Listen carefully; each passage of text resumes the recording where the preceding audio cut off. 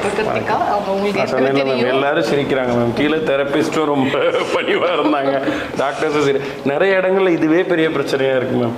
நம்ம காதுப்படையே நம்மளை பயமுறுத்துறது, அவ்வளோதான் முடிஞ்சு போச்சு. நீங்கள் என்ன இவ்வளோ லேட்டாக வந்திருக்கீங்கன்னு ஆரம்பிக்கும் போதே நமக்கு போயிடுறது இல்லை. ஸோ அதுலேருந்து இதுவே ஒரு பெரிய ரிலீஃப் தான் இல்லையா மேம். Super, thank you.